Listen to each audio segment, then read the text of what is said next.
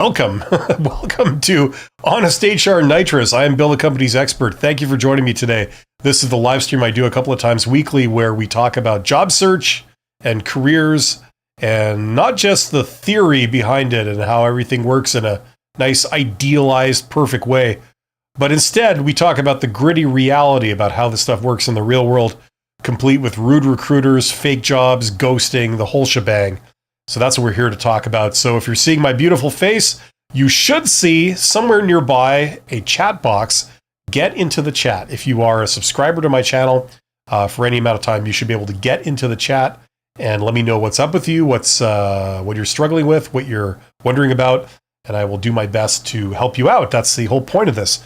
The title of today's episode of Honest HR Nitrous is Why You're Not Getting Hired and What to Do About It. So we're going to be presumably hearing from people that have some imperfections, shall we say, in their job search, and we're going to be talking about how you could fix it.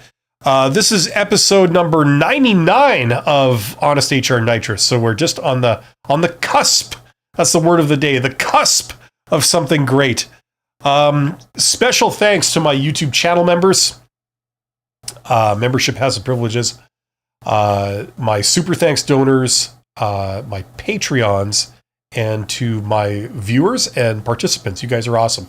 And I did get a super chat the last minute or 30 seconds or something of the last live stream I did. Here it is, just like an hour ago. And I didn't get a chance to respond because I'd already left the chat. I was in the process of shutting down after I said goodbye when I got this. So I'd like to respond to it here, just in case that person is still here. I don't know if they are, but this was from Vixen. Vixen said they super chatted like $20, and they said, "Can you remind me what to say when negotiating my salary?" Okay, well, normally I would ask, if the person was here, normally I would ask them and say, well, it depends when you're negotiating your salary. Okay, if this is like in person, if you have a job and you're talking to your boss about it, or if this is in a job interview.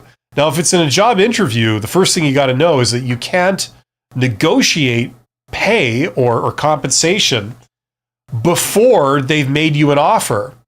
I mean, you can try, but it won't do you any good because you don't have any power whatsoever, any kind of bargaining power, any kind of negotiating power. You don't have that until, at the very least, they've decided you're the person we want, and then they extend you an offer, right? It's only after that point that you have some negotiating power, right? And it's based on, in that case, it's based on the fact that, they've gone to great pains to sort of pick you and to exclude everybody else, all the other contenders, and they've offered you the job. They've done all the background checks and all that kind of checked references and all that kind of stuff. They've talked about it, and it's all done. They've decided they want you, right? Now, if you were to play hardball and to agree to what you want when it feels like there's a bit of a tit for tat kind of thing going on, you've given us a few things. It's kind of fair. We give you something. So, that kind of thing. So, what I would do is, it's like the carrot and stick thing. You want to make it very easy for them to say yes. So you say, look, if your point of contention is pay, right? They're offering you X and you want X plus 10 or something like that, whatever it is. You make it very easy. If they say yes to that, there's no other issues. You can start immediately. Everything is smooth sailing, right? You make it very easy for them to say yes, right? That's the idea. Okay, so if you were to receive an offer, the general way I would do it is the offer is going to say several things. It's going to say, here's your pay, but it's also going to say, here's your vacation, here's how sick days work, and, here's maybe benefits, right? Here's your start date, and a few other things on there, right? So what you can do is figure out what makes sense for you, and then what you would do then is go back and say, this is good, Vacation, I'm used to getting more vacation than that. I was hoping there would be more. But you know what? For you guys, that's fine too. Sick days, I don't know. I'm used to having more sick days. I found that's very useful to have. But you know what? For you guys, you got it. That's fine. No issue. This is good. This is good. This is good. So everything's good except for this number right here. I need you to scratch that out and write in this other number. And if you do that, we got a deal and I can start whenever you want. Right? Make it very easy for them to say yes. Right?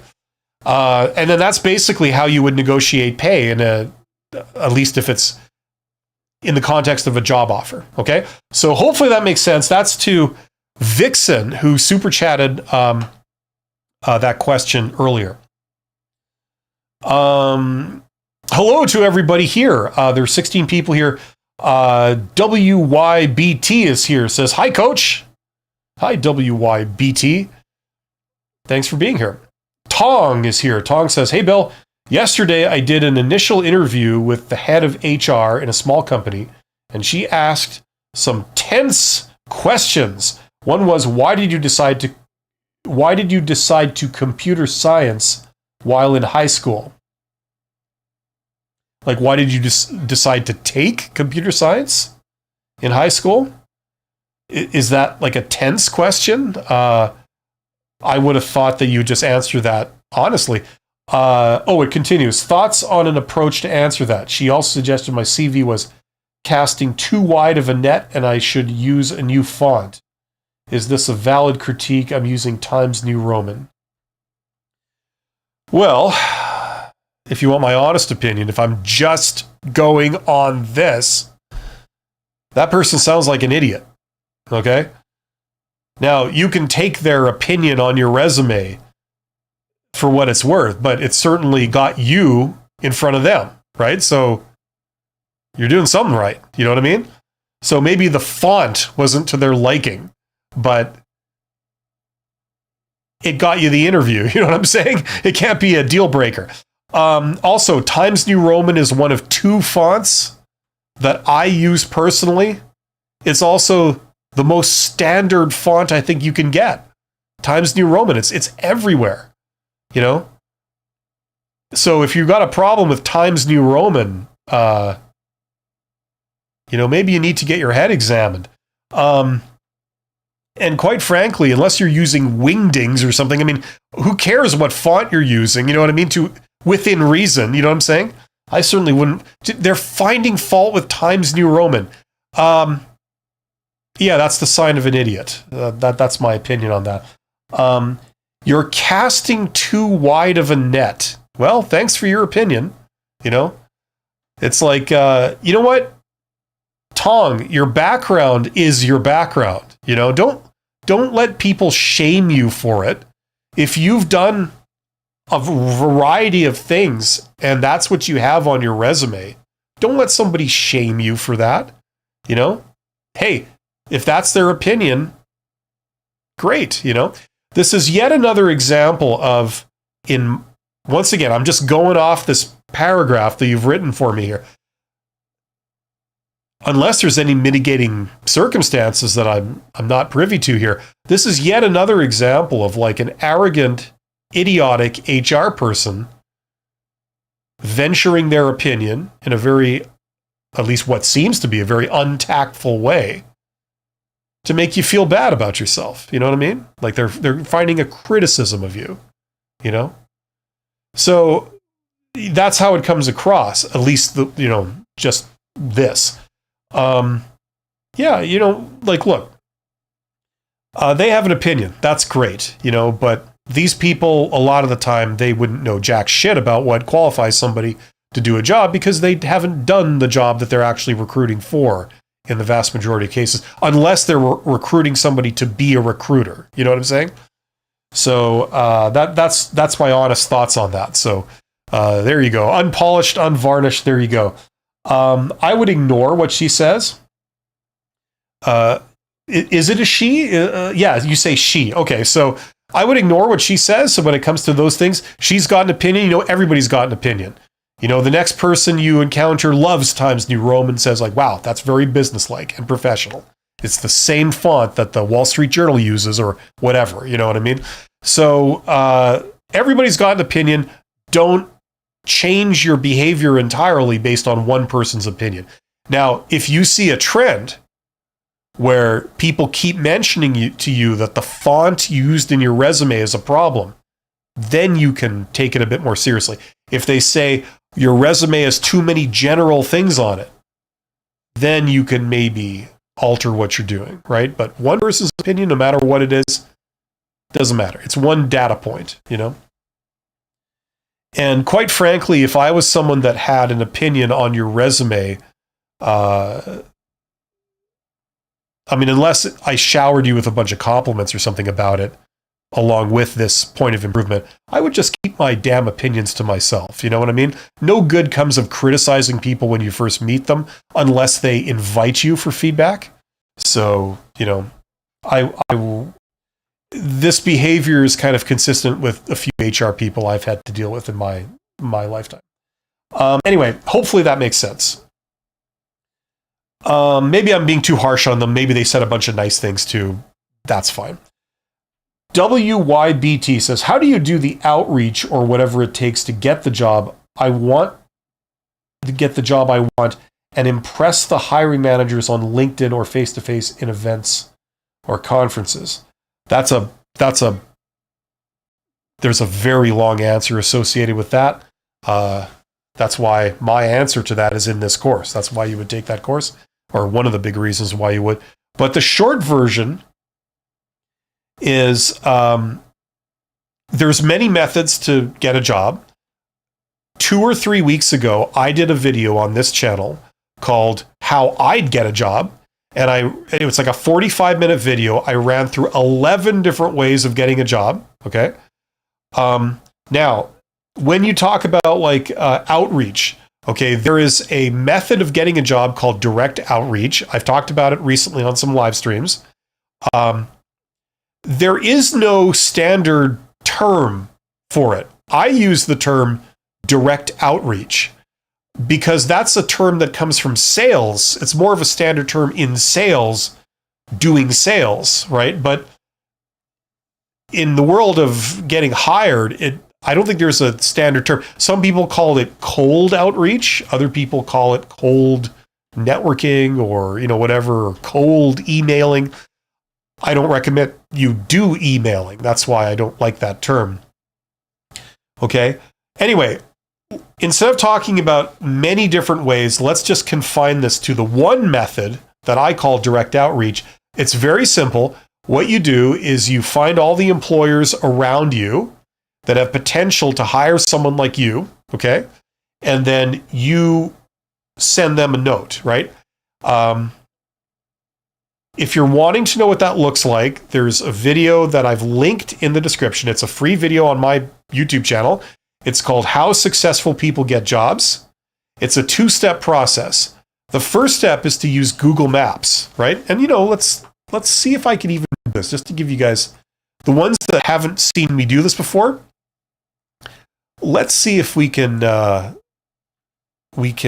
do something here. So I'm just going to pick a city at random. Miami in the United States. Okay, here we go. Miami. So I typed in Miami here, right? Up in the search box. Okay, now let's go to maps. Let's pretend that I'm in Miami. Right? Now, the idea here is that you're going to then look for all the employers that are near you. So we're looking at a big map of the city of Miami, okay, in the United States. Let's zoom in here on my beautifully slow computer. Okay, how can I get that back? Here's the search box. So now I type in my vocation or my industry or my profession, whatever I do. So I don't know what you do, WYBT. You know what? Why don't you tell me in the chat, what do you do? What something like a job that you could get? Okay? And I will wait for your reply so I do an example that's pertinent to you. In the meantime, let's move on here to Tong. Tong says, sorry, the initial question I meant was that they asked why I would be motivated to study engineering in university while I was a HS student. What is HS? But yes, thanks for the answer. So, okay. What's HS? Just tell me that. I don't do well with acronyms. I'm talking to people all over the world from every industry imaginable. So let me know what that is. Now, I understand the question. They're saying that thing that you do, why did you choose that? Like, that's basically what the question is, right? So hopefully that shouldn't be too much of a trick question, you know. Now, if you're like, for example, if you chose engineering in university and you're being interviewed for an engineering job, okay, you would presumably have no issues just answering honestly. Like I chose engineering because I love design. I'm a math type person and I have a bit of a creative streak. So I like creating designs. I like using math and science to solve problems. You know, it's a very creative thing. You get to solve a custom problem with a custom solution of your invention, you know, and I do well at that kind of stuff. It's something that I'm geared towards and I enjoy the process. And like, that's probably all you would need to say, right? But if you were being interviewed for something that's not an engineering job, and they're asking you, why did you study engineering in university? You know, then you may have a different answer because you're not trying to get an engineering job. You're trying to get this other job that presumably doesn't have anything to do with engineering. In which case, the way you answer, Tong, HS is high school. Okay, that makes sense. High school, they later use that answer to say this role wouldn't align with my ambitions because I said I like creating things. Yeah, so like what I was about to say was, if you're interviewing for a non-engineering job and they say, why did you study engineering? You know, then what you're like, the purpose of every answer in your job, in that job interview, is to show that you are perfectly suited and fitted to be in this job. So let's say it was a sales job, okay? And they say, why'd you study engineering? You would try and find points of commonality between engineering and sales, right? You would say, well, you know, I mean, engineering is just like sales. It's about adding value, right? So if a customer needs something, they have a need, or they want something, they have a want, and you're trying to fill it, right? You know, it's like, it really helps being able to understand like what you can do to create value. You know, so here I can come up with a custom solution for your problem. You know, that's worth something, right? And then sales is kind of the next part of the process where you then communicate that value to the customer, right? And you make them see it and you show like, this is the perfect solution for you, you know? So in a sense, they're kind of part of the same thing, you know? Now, I thought originally that I'd be suited to engineering. Turns out I wasn't suited to engineering that much. I got my engineering degree, but you know, what I'd rather do is sales. And it really helps being able to understand the value you deliver and that you are offering. So, you know, that's what you could say the engineering side did for me, you know. And then they would hear that and they'd go, okay, it sounds like you are tailored to sales and you understand sales. And, you know, that does make sense. It kind of ties into being able to deliver a solution. So then they go, okay, so you're demonstrating qualities needed for the job through that answer about engineering. That's the idea. Okay. So hopefully that makes sense. Yeah, and then you say you didn't get it because of that. Yeah, so it's more like a hostile question. It's more like a negativity question. They're saying, what they're really saying is that you don't seem like you fit for this because it says here you studied engineering, right? What do you say to that? Right? It's almost like a sort of hostile question. You know, so you're having to defend yourself. You're going to have to come up with an answer that defends why you took engineering, but yet you're here for a sales job or something, you know? Yeah. And by the way, that answer they gave you, oh, it wouldn't align because of that's a kiss off. They just decided against you and they're trying to give you an answer that like a pseudo answer that makes sense, to justify why you didn't get selected, but it's not the real answer. I'd be willing to put money on the fact that's not the real answer. You were rejected. Because it's very flimsy. What does it matter what you studied in high school? What matters is what you can bring to the job now. You know what I mean? WYBT says cybersecurity based in Riyadh, Saudi Arabia. Okay. Michael Porter says, I think HS stands for high school. Yes. Awesome. Okay, so Tong, I was about to do an example with you, right? I think it was it Tong? Or, no, it was WYBT. I'm not going to use Saudi Arabia because all the names and stuff, as I understand it, are all in Arabic, and I can't read Arabic, so I'm going to do it in a language I can understand. Just what I need. So what I need for you is your profession. So cybersecurity. So let's return to this. So imagine you're in cybersecurity. So SYBR security. Okay. Now we run a search on cybersecurity. Now what you're getting here is you can see here, pop, all these like little things pop up. Okay.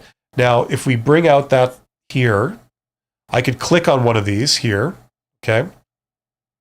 And it's going to give me, it's this company, Cybersecurity Advisors, right? Here's their address. Here's their website. Now you could go there and look at their career section, I suppose.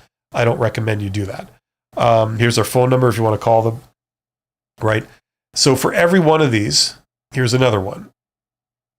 AM3 Technology and Cybersecurity, okay? So there you go. Now these are employers that have potential to hire you. Okay. Now, I don't know much about the industry of cybersecurity. I imagine to a degree, it's almost like accounting, where even a business that is not in the accounting business will still employ accountants, right? Because every company needs accounting, right? Doesn't matter what industry, and across every industry, you're going to need an accountant. Well, if you've got a computer system, right, and you've got like IT in your business, then presumably in some capacity you will need somebody that understands cybersecurity, right? Even if it's like just one person in the company to write the rule book for the employees on what you're allowed to do and not do for the employees, like how to, should you open email attachments, things like this, right? So like a systems admin type role or something like that, right? So you would do this, and you would build up a list of employers, right? I'm looking at them one by one here. Function Inc., whatever that is. Let's go to their website. Okay. Function Cybersecurity, right there. Okay. So you see, these are all the players in the cybersecurity world, right? Now, on top of that, okay, maybe cybersecurity is part of systems admin. So like systems admin IT or something like that. I don't know. So the point is you're going to do multiple searches like this, and that's going to come up with different targets here. So ONR software company, okay? Like here, I'll click on this one. Extra Space Storage, right? So here's a company that does storage. I don't know why they would show up as systems admin. You could like check that out. Eat OS POS Inc. software company. That's a lot of acronyms, all right? Okay, now, so for example, a software company, maybe they also would employ people that are qualified in the field of cybersecurity. Like, so the point is you would do multiple searches, okay? Like, what else could you put? I mean, you could put like IT systems, like just I don't know, information technology. I mean, I don't know. You would think of a bunch of these. You're going to be running multiple searches, and each search will have different targets that show up here, okay? My IT brain. That sounds like a real above board, high-end affair here. Okay, so like here's an IT company. So maybe they're hiring cybersecurity experts or something, right? Anyway, so that's the first half of this, right? The second half is like now you know all the targets, okay? And there's a bunch. And presumably if you lived in Miami, these would be all within commuting distance for you. So you could get a non-remote job, like an office-based job where you commute to it, right? And that's where you go to work, right? If you're considering purely remote work, then you can expand your search beyond simply the Miami metropolitan area, right? Okay. But that's how you find a list of employers that are around you that have potential to hire you, right? Now, there are many different variables from here. One thing that I recommend is don't go to their website and see if they posted any jobs. Who cares if they have jobs posted?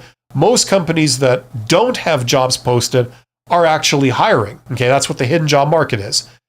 The idea that all the jobs you see out there, that's only 20% of the jobs that are actually there. So a lot of these companies, even if they don't have jobs posted, they're actually hiring. Okay, so you don't know until you contact them. So the next step is to go to LinkedIn, which I'm not going to do live and show you all my personal LinkedIn stuff, but you would go to LinkedIn. You would go to, presumably if you lived in Miami, you would do a people search where you limit the people search by geographic region. You say, I'm going to confine this just to the Miami region, the Miami metropolitan area, and I'm going to look up some of these targets. So that last company, what was it? Anyway, this BCA IT Inc., Managed IT Services Company. Let's reach out to them. So you would then type in BCA IT Inc. into the LinkedIn people search. And what that allows you to do is it allows you to see inside the organization to the individuals, right? So you're looking at the individuals, and it's a people search. So you see, oh, here's the CEO, here's the chief operating officer, here's the HR director, here's the Department of Cybersecurity or Department of Risk Management, whatever, right? Now you could reach out to any of those people. You see who they are. You have the ability to connect with them, to message them, right? You can see their profile, which shows their background. Essentially, it's like looking at their resume, right? So then it's at this point that you have someone to reach out to, okay? And then that's where you have many options. You could call them, you could send them a DM, you could send them an in-mail. What I've done in the past that I talk all about in this course that's very effective is you try and connect to people first with like a custom note, right? It's all a template. And some people will connect, some people won't, but the ones that connect are the ones that are actually there and they're somewhat receptive. And then to all the people that connected to you, right, as you go through this process of looking at like hundreds of targets with like multiple people in each target, right? Then of the ones that connected, then you can reach out and you can send a template that says like, hello, I'm here. I'm an expert at cybersecurity. I specialize in this. I solve this problem. If ever you're looking for someone like that to join your team, let me know. Because I would love to join I know you guys do good work in this area. Let me know if ever you're interested. I'd love to work with you. That kind of thing. And that can open a lot of doors. If a company is hiring already, if that manager is hiring already, then they can reach out to you and say, hey, let's talk, right? There's all kinds of details for this, right? Who specifically to go to, what specifically to say, all the different options. I go through that in this course. Get that course. I will help you, okay? If you're trying to learn this stuff. But that's one way that introverts, for example, can do networking and they can kick ass at it. And the only time you ever go to meet anybody is when they know all about you, they are interested in you, and they invite you in. They say, please come down. We would very much like to have a meeting with you and hear what, a bit about you. It's completely different from a job interview. You're not treated like cattle. You're treated like a referral, So that's one thing you can do. There are many others that are related to this. Okay. Tong says, thanks. You're welcome, Tong. WYBT says, that's a brilliant way, and it actually creates other ways to find jobs. Absolutely. Like, this is the tip of the iceberg. You can go from here and you can go out. Another popular thing that I've done extensively that I highly recommend everyone do is informational interviews. It's a variation on this. You could like get the targets by doing the same idea as this, right? Like you discover the players that are around you, the employers, and then the people at the employers. And then, instead of saying, I'd love to work here, say, I'd very much like to talk to you. I'd like to be able to ask you a few questions. Could you spend maybe half an hour of your valuable time? That kind of thing. And it's like a lot of things, a lot of people won't respond or they say no, but some people do. It's a game of ratios, right?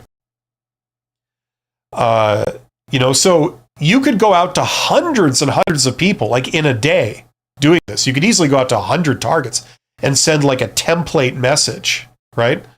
So think what you could do in a week or a couple of weeks. You could send, a couple thousand targets, right? Now, of those 1,000, you could line up like 10, 20, 30 informational interviews where you go down, you meet all these like CEOs and, C-level people from all these companies, the ones that have the power to hire you on the spot, right? And remember, this is not something that you're forcing your way in at all. This is where they're inviting you down. They say, hey, we are always looking for, the next, some really talented people in this area. And, so you get people inviting you down. I built a consulting business. I mentioned this several times. I built a consulting business doing this.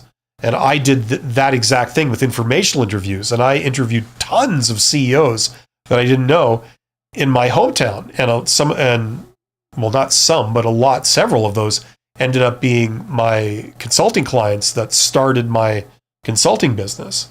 I didn't know these people. I reached out to them.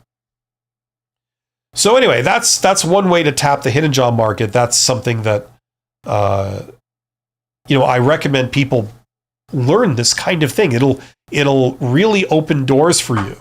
And there's many different ways of doing it. There's a lot of variations and a lot of variables, but check it out. If you're an introvert, you kind of shy away from networking. This is a way for you to do it like remotely, where you get people wanting to talk to you. And then you go down there, you just ask them questions about them. It's just a learning thing. Or if you've said, hey, I can do this. If ever you want someone who can do that, let me do it. And then they say, sure, you should come down. We might have something to talk about. It's like they obviously have an opportunity and they're just trying to get an idea of, like, is that something that would line up with you or not, So there you go. Okay, let's return to more mundane things here. Let's see. Yash Makwana says, sir, how do you answer the question, what are your weaknesses? Great question. I've done a short video on this, and I've done a long video on this. But let's get into it. That's the king of trick questions when they say, what are your weaknesses? The problem is that if you actually answer their question fully and give full and complete information, you eliminate yourself, right? That's the problem. They ask a lot of questions that are trick questions because what they're doing is they're trying to get the dirt on you, They're trying to find out, like, you say you're the greatest person that ever lived, right? But we suspect that may not be the case. Everybody's got weaknesses. Everybody's got things that are kind of less than perfect about them. Let's see if we can find out yours. And then once we get that, we can then judge you and put you next to all the other people we're interviewing and eliminate people based on the weaknesses and the things we found out about them, right? So it all comes from you. It's a very lazy way of getting to know somebody, and finding the dirt on them. You just ask, what's the dirt on you? Now, some people will answer fully and completely, and they'll say, oh, it's like, well, first of all, I'm an alcoholic and I hate everyone, right? Other people will say, well, I have no weaknesses. You know, they'll play hardball a bit, right? Okay, so bottom line is don't say I have no weaknesses or anything like that. You have to answer strategically. The answer you may hear from a lot of recruiters, they give you a very self-serving answer when you ask them, like, how should I answer this question? And they say, oh, well, just be honest.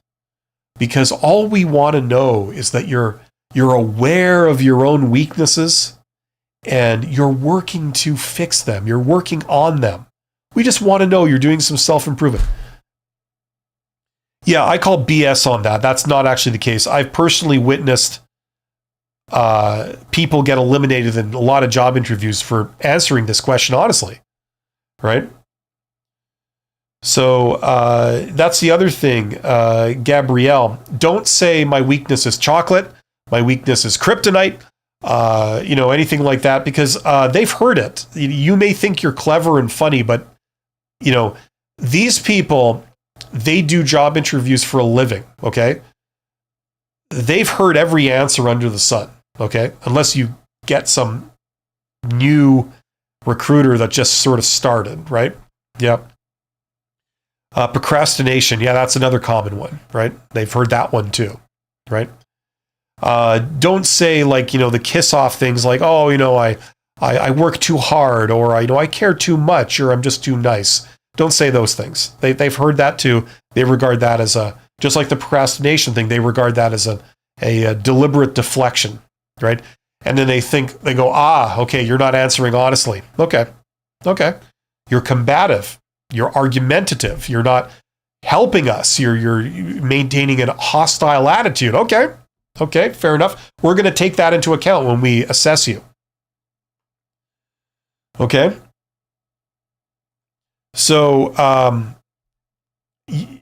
I would not recommend saying any of those things. Those things may work if you're getting hired at like McDonald's. The fact that you can just say something coherent as an answer is like passing the question.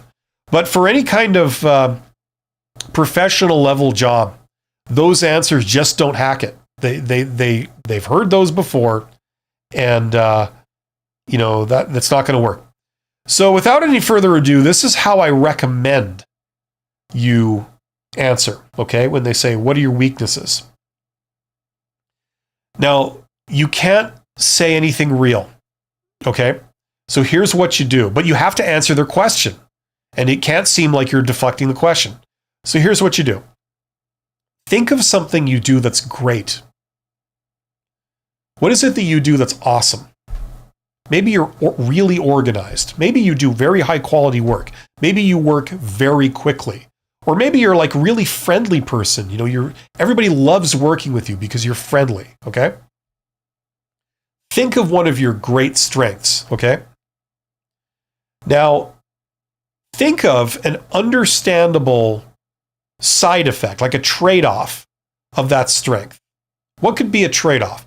Well, say you're super friendly. What would be an understandable trade-off? Well, you're friendly, but maybe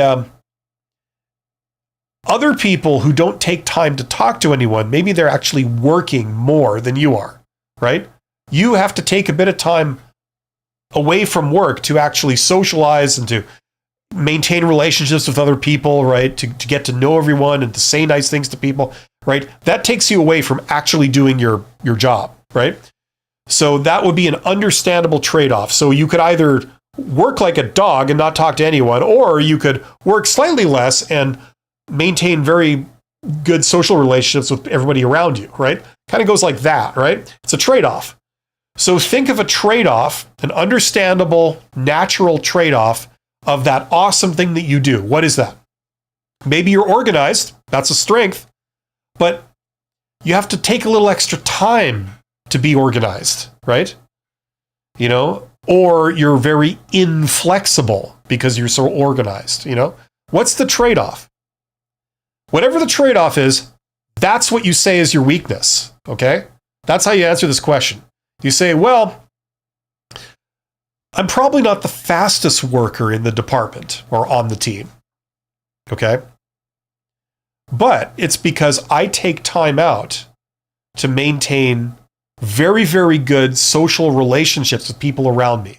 Everyone knows me. Everyone likes me. I'm the person they want to work with. I'm the one they come to with their questions. I'm the one that everyone votes to be in charge of the team because I maintain very good social relationships with people around me. I take time out to make sure that they're valued and that they're part of the team, right? So you notice that we're kind of not really talking about a weakness anymore. We're talking about something awesome you do. That's the reason they would want to hire you, right? So, okay, so we start out by saying an understandable side effect of something you do that's awesome, and then you explain the thing that you do that's awesome, and that's what you spend your time talking about. And then if you want to really get like 10 out of 10 on this question, you add a third thing at the end, and that is you say what you do that ensures that that side effect never ends up being a problem.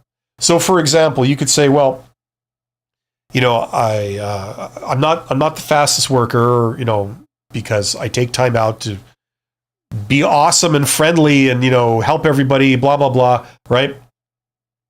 And then at the end of the day, I always stay a little bit late just to make sure that all my work is done on time. So that makes sure that none of this is ever a problem. So my socializing and all, it never becomes a problem.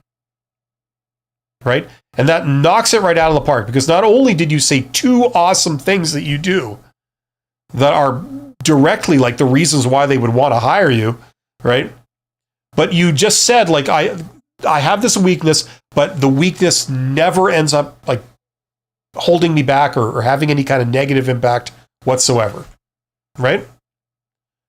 It's 100% honest. You use the question as a platform to say two things that are awesome about you, and it's not a liability. And it's a legitimate answer. So that kind of ticks all the boxes. So that's how I recommend you answer that. So it requires a little bit of preparation. Figure this stuff out before you go to a job interview, and then when they ask you this in a job interview, which they will, in some way, shape, or form, you know what to say. Hopefully that makes sense.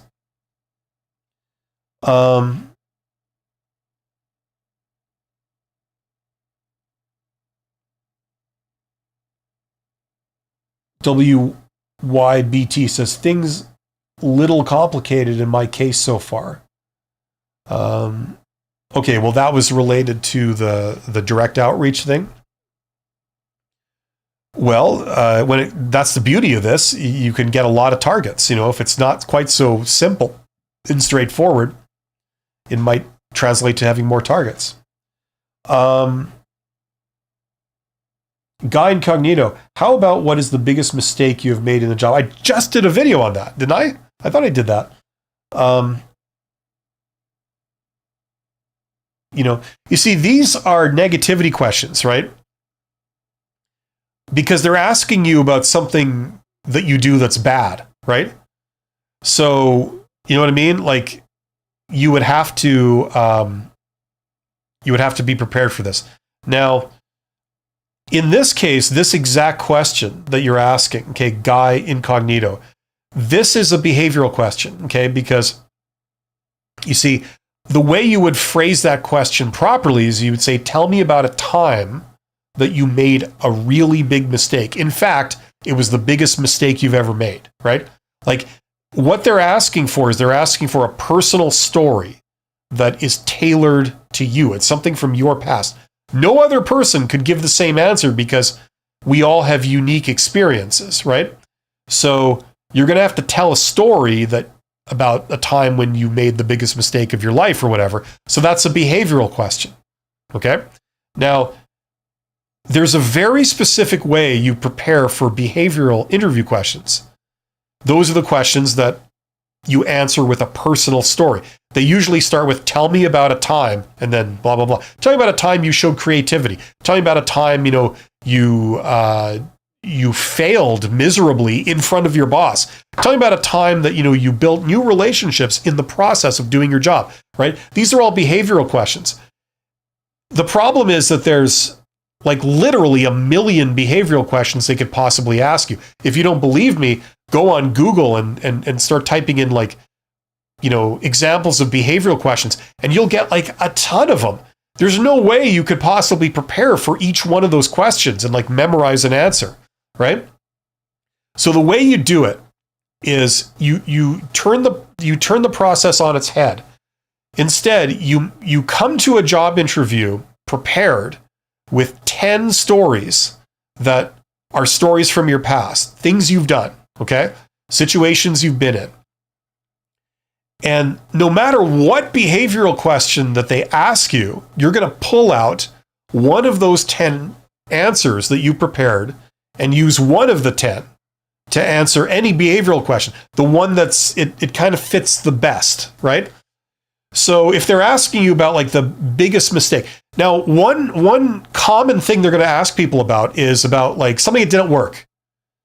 Like you did something and it failed. Either it was a learning opportunity, or it was like a creative choice, or it created issues with your boss, or like this, what's the biggest mistake you've ever made? So you're gonna prepare a couple of your stories at least that are going to talk about things you've done that have been failures, right? And you're going to pull out that story when they ask you this question, okay? And everybody's going to have a different answer because it's a behavioral question. They're asking you about a mistake you made. You know what I'm saying? So that's how you prepare for behavioral questions, okay? And then you say your answer in one of those formats. The STAR format is like the most common and most popular. STAR, right? Situation, task, action, result. And you're going to rehearse your 10 stories, saying it in this format. That way, you don't need 10 minutes to tell your story, right? It's nice and compact, to the point, not rambling. So situation, task, action, result. So I was working in this job, 2 years ago. Task, my boss told me I had to do this, right? Or it was part of my job to do this. Okay, action, here's what I did. I attempted this, we did that, it went wrong. People got upset, blah, blah. But then I smoothed it over, right? We came up with this compromise. Result, these people, they, weren't happy about it, but they were satisfied. It was okay. We salvaged the situation. Things went wrong, but we kind of fixed it.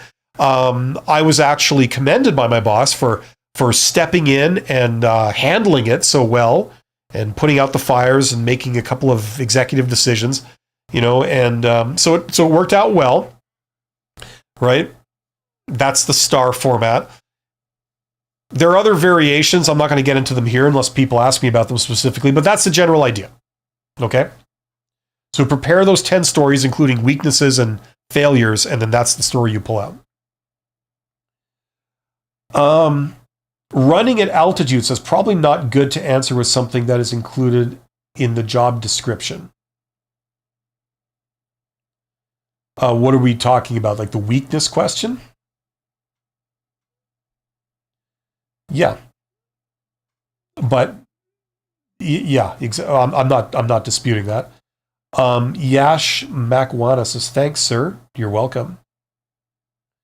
Running at altitude, great example, thanks.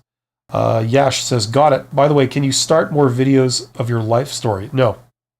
I'm not here to talk all about myself. I'm here to help people. So if you've got specific questions, sure, I can answer. That's not a problem. I've already broken a lot of the rules that you do as an executive, so much so that I'm never going to be an executive ever again in my life, because you just don't get on YouTube when you're an executive and talk all about it. You just don't, So it's a form of career suicide. But I'd already decided that before I got on YouTube, so it was okay. So I've already kind of shared more than what people normally would in my situation. You just don't see a lot of, and maybe you do, I don't know. Traditionally, you don't see a lot of executives become influencers. Like, not that I'm an influencer. I mean, that suggests I'm like really big, which I'm not. But you know what I mean? Like, you don't see people on TikTok that have been like CEOs or whatever. You just don't see that. There's a reason why, by the way. Because then they might start revealing what they really think about everything, right? That's the big danger, right? And it's part of people's jobs in those roles to always be on. You are representing your organization, and there's a wall that goes up, and that's just how it is. Running at altitude says, when meeting the interviewer, what are some good things to say before the interview starts? Well, the first thing you do is you introduce yourself. You say hello. You say it's very good to meet you, right? Most people will be shaking hands. There's still some cultural stuff there. There's still a bit of weirdness from COVID lingering in the background, but people will be shaking hands and saying it's very, very good to meet you. The idea is when you meet someone, you say it's very good to meet you. And at the end, when you're saying goodbye, you say it was very, very good to have met you, right? So that's kind of how you greet people, right? If you want to make people feel good, a great thing to do that helps you become very likable is if they've done anything for you, like they offered you a glass of water,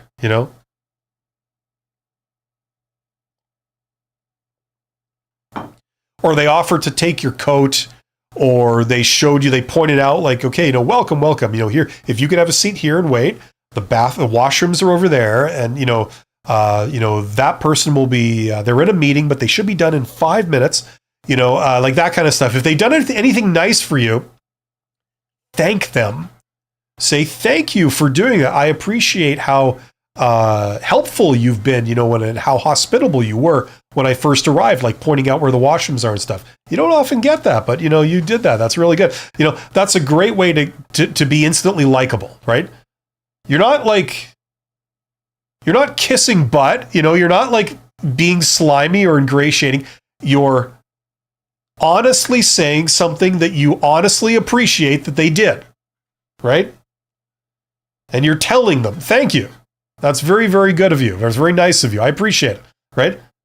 A lot of people, when they hear that, they go, oh, well, you're welcome. I try my best, right? And it's a great way to establish a very positive relationship when you first meet somebody. You know what I mean? So do that with, like, if you're going down to an interview and some receptionist or someone welcomed you in and said, here, you could put your coat there and you could sit over there and, like whatever. Thank them for that. When you get into the room, if you're doing a face-to-face interview and, they shake your hand and they welcome you and whatever, and say, well, thank you. I appreciate that. That's very kind, and say something nice. It's like, you guys, this is a very nice office, or something, people like that. People like legitimate compliments. You don't just say something nice when it's a fabrication. You pick up on something that they did or something nice that you've seen, and you say, this is very nice. It's great to be here, right? You have a little bit of a smile. Don't look like, like nervous or like upset or anything like that, or offended. Just look very pleasant and approachable.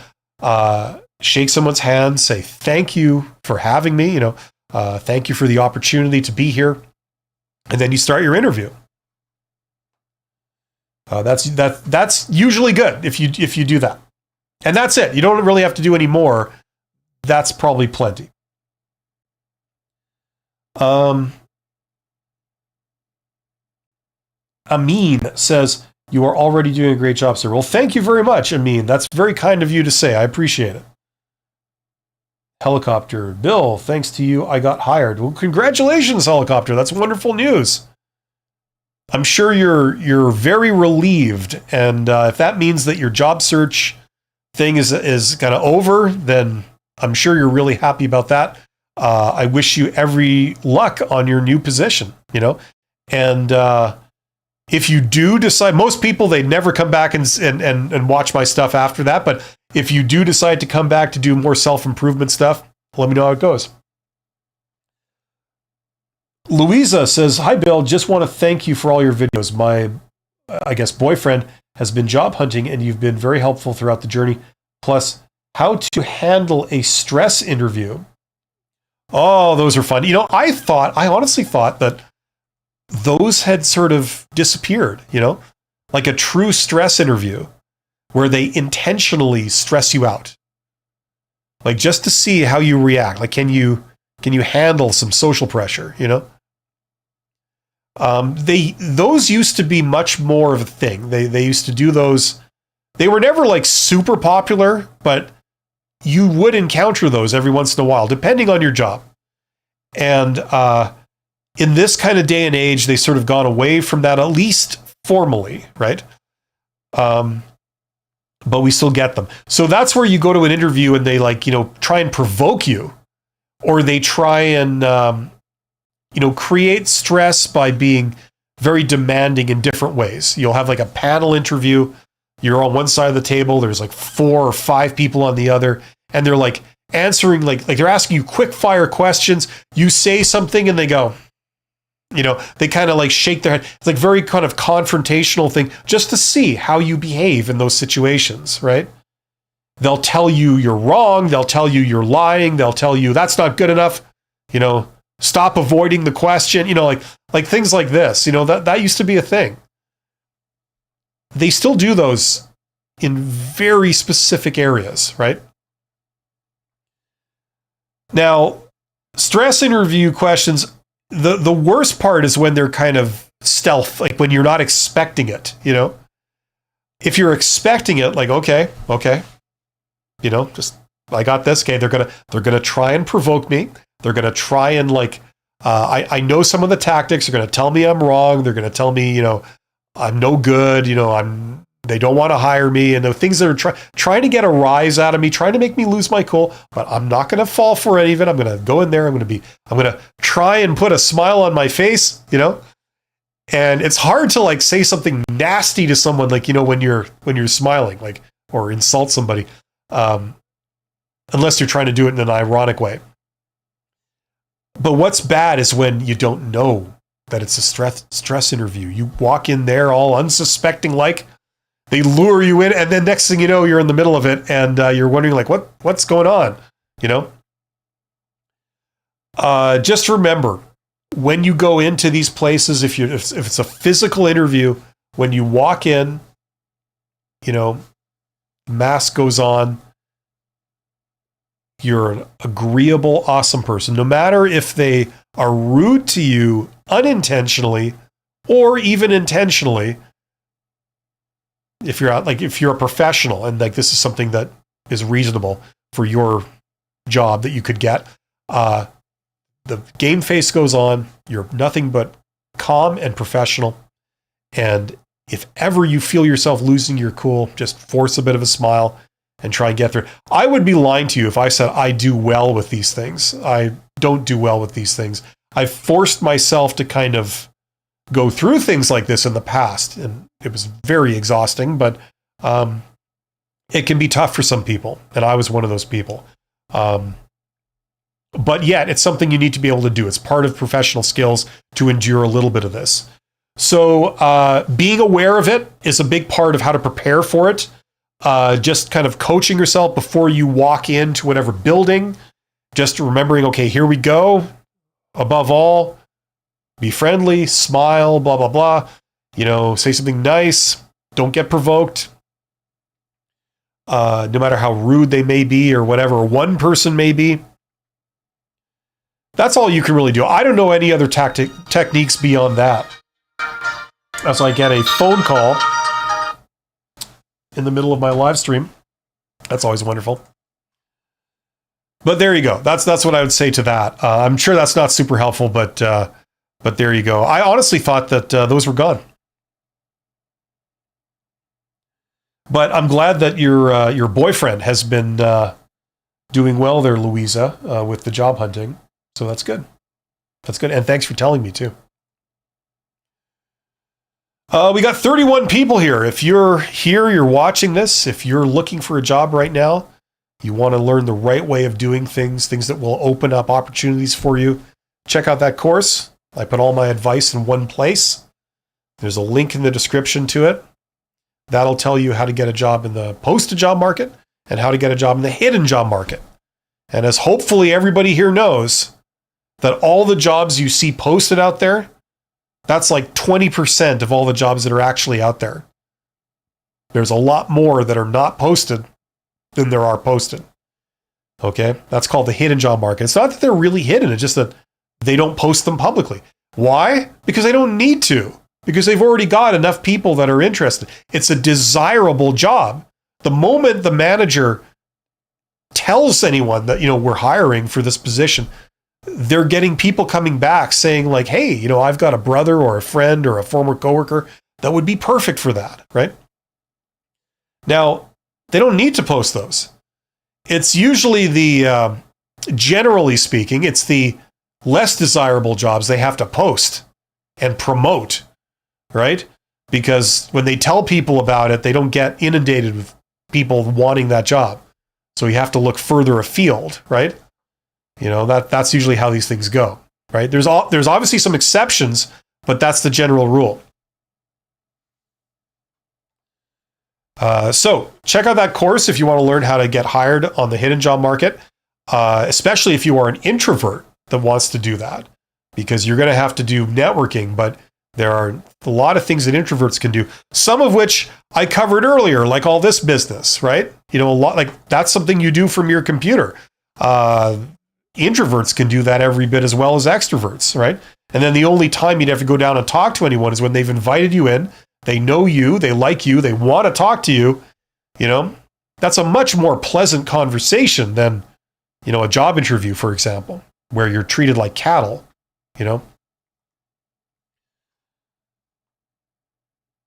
Okay, Hendrix says, hi, sir. Should I avoid interview with more 3 personas in a meeting? Sometimes it feels like a massacre. As a general rule, no. That's called a panel interview, and that is a thing. That's a quite common thing, actually. Usually, you get those for organizations where their hiring process, they have more than one interview. So you might get like a first interview and then go back for a second interview, right? Usually the second interview has more people in it, right? As a general rule. The first interview is more like a screening interview. They ask basic stuff. And then the second interview is like, okay, now the finalists are being interviewed. And that's where they get all the people that may have an opinion on who they hired to all see the finalists for themselves, right? So just because there's more than one person there, or more than 3 or whatever, that doesn't necessarily mean it's a hostile kind of situation. That is a normal thing, right? I've done a lot of interviews with like multiple people, like 4, 5, 6, 7 people. I did an interview with like 7 people in it. One of the last interviews I did when I was still doing that kind of thing. It's usually a sign that like the hiring manager is not trusted by their peers or superior, and everyone else wants their own say. They want to see the candidates for themselves and give their opinion, right? And usually it's a decision by committee thing. The other reason you get that is because people want to cover their butt. They don't want to take responsibility for being the person that picked the candidate that didn't work out, right? So they get around that by saying, hey, you were there too. You had every chance to say no, and you didn't say no, so you can't blame me, right? So it's not a red flag to do that.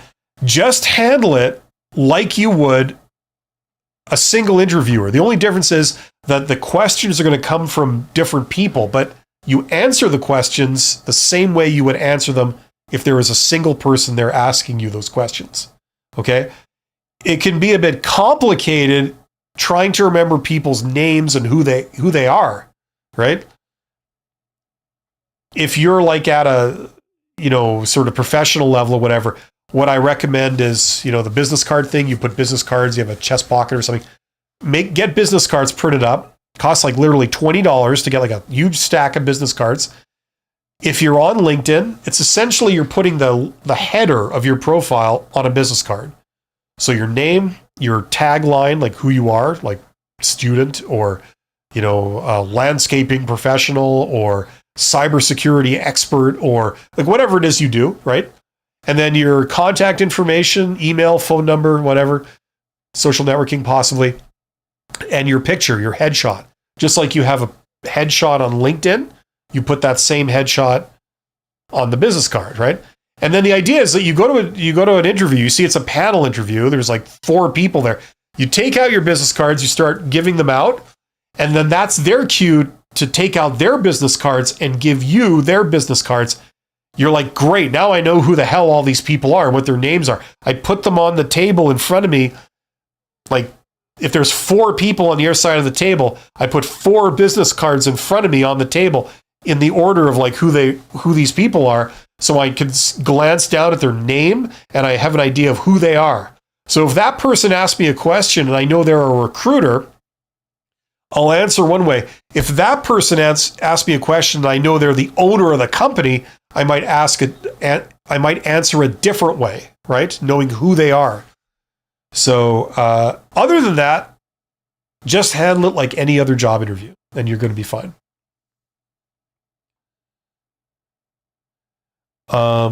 Sarthak says, hi, I am here too. Good. I'm here too. We're all here. What was it? I am he and you are he and you are me and we are all together. That kind of thing, right? If you see what I'm saying. Louisa says, thanks for your answer, Bill. I was wondering, how do you handle burnout in job hunting?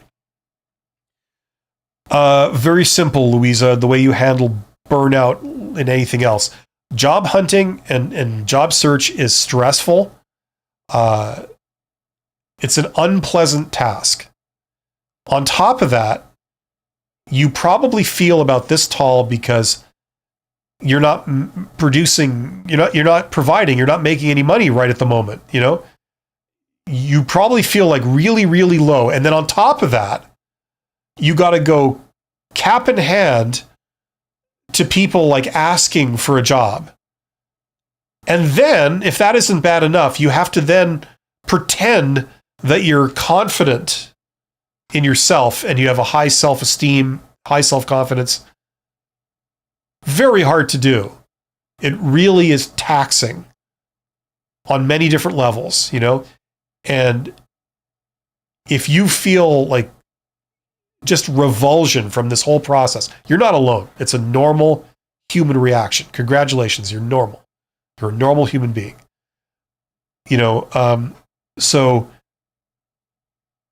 So where was that question? It's kind of moved on me here.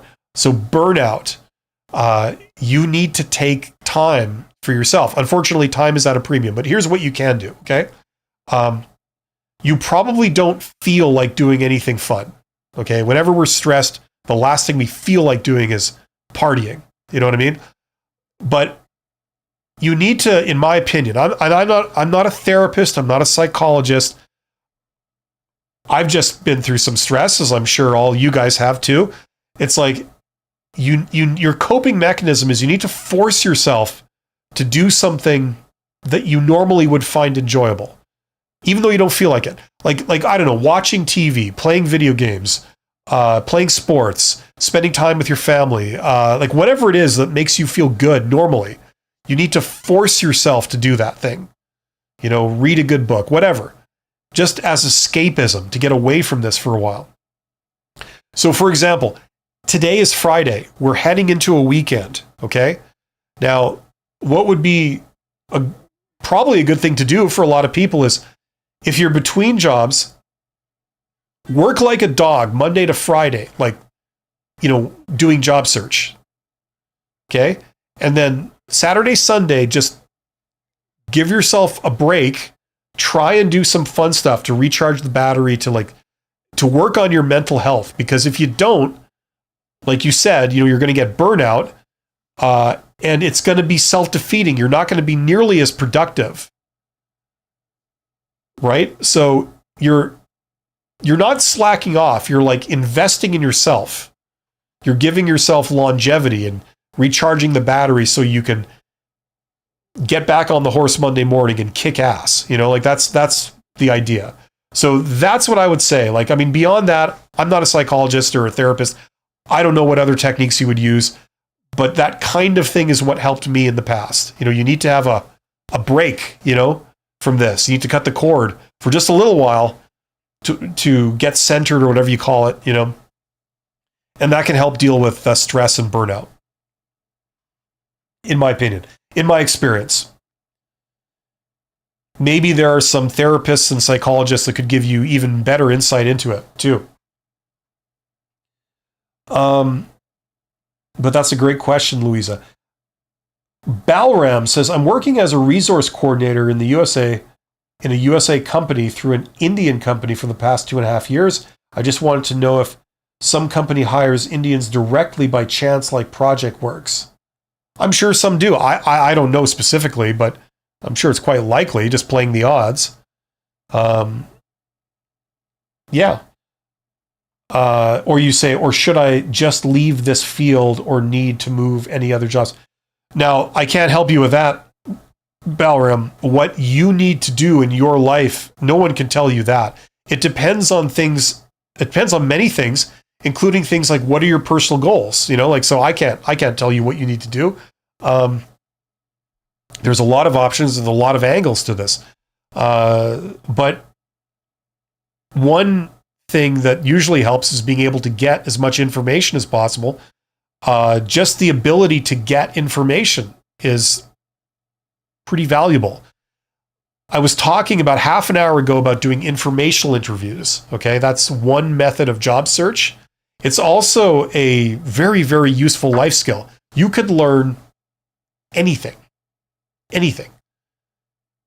A lot of times, it's not possible to discover something out on the internet because no one has written it down, because that information only exists in somebody's head somewhere in the world, right? But with understanding how to do an informational interview, how to get an informational interview, how to conduct an informational interview, you can learn that thing, right? Something very specific to not just your industry, but your industry in your region, you know, that very specific thing. Someone out there knows it. And all you have to do is find that person and be able to reach out to them and do an informational interview. Okay. Now, sometimes you can find things out without having to resort to informational interviews, but that is like the surefire way of learning like practically anything you've ever wondered. Are there companies that are based in the USA that do make it a policy point of hiring Indians in this specific situation for this reason, using this method? Are there any companies that do that, and what are they?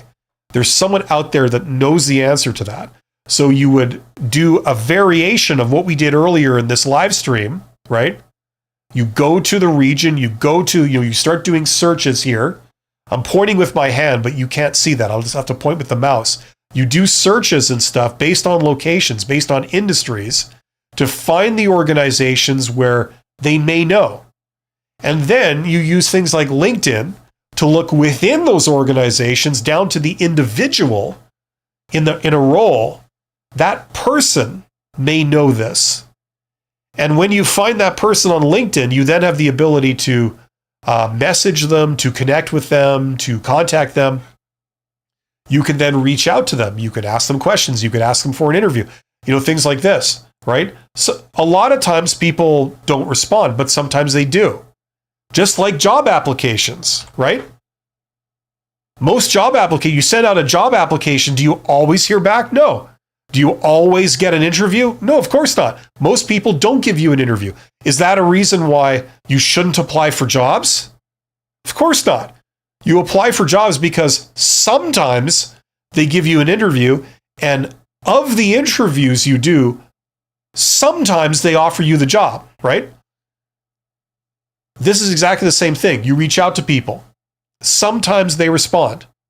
Sometimes they give you an interview.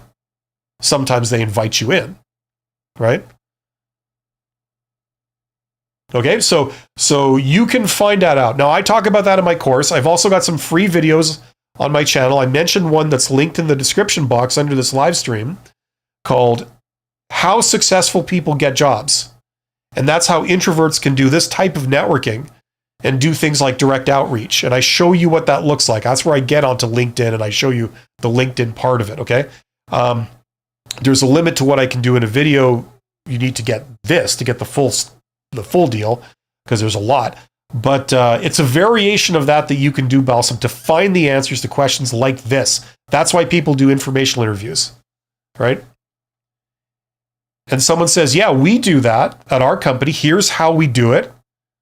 This is why we do it. This is what the result is. And I know that several other companies do that too. I know this company does it. I know that company does it.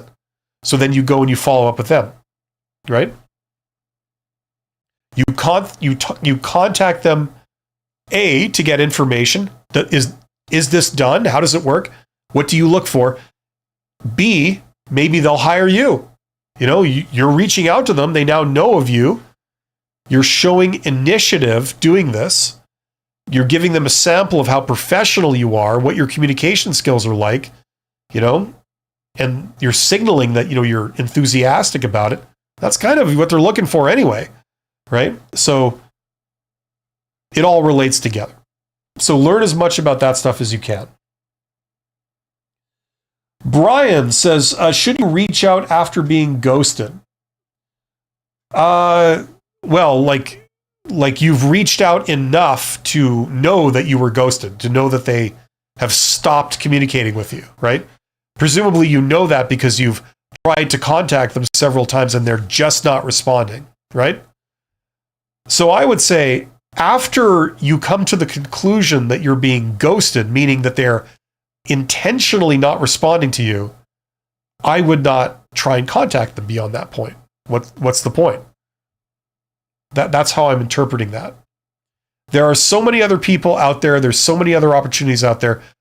You shouldn't waste any more time on people that are ghosting you. You know what I mean? Hopefully that makes sense. Hendrix says, awesome, thanks. You're welcome. You're welcome, Hendrix. Oh, here's a cryptic one. Master TV, the ET Son of Man, says, no, I am me, he is you. Okay. I am me and he is you. Hey, that's not how the song goes. You can't fool me like that. You had me going. Big Daddy says, what should I discuss with a friend's colleague at a job I have an interview with? Never end a sentence with a preposition, by the way. What should I discuss with a friend's colleague at a job I have an interview with? I don't know the person, so I don't want to come right out and ask for a referral, but want to show I'm interested. Okay, I'm just trying to wrap my head around the grammar of that first sentence. What should I discuss with a friend's colleague? So you got a friend. He's got he or she has a colleague at a job that you have an interview with. So are you interviewing for that job, or you're interviewing for another job, but they work at the same employer? Is that like what's going on?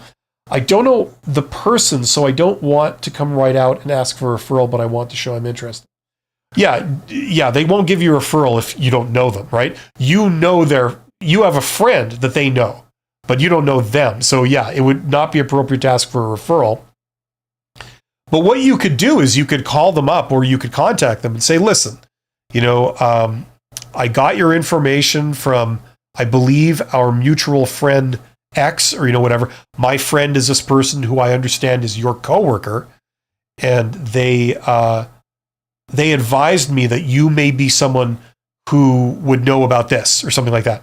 Would it be possible to have a quick phone call or a quick meeting?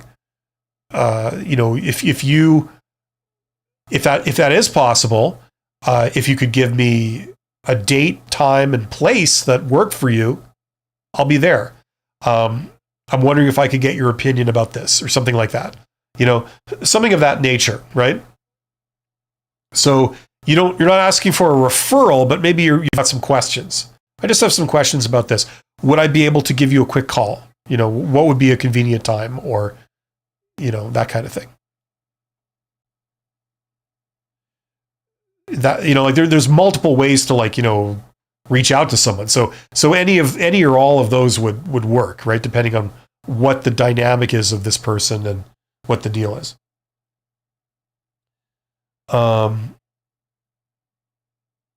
Okay, another job, they work at the same organization. Okay, the two people work at the same organization.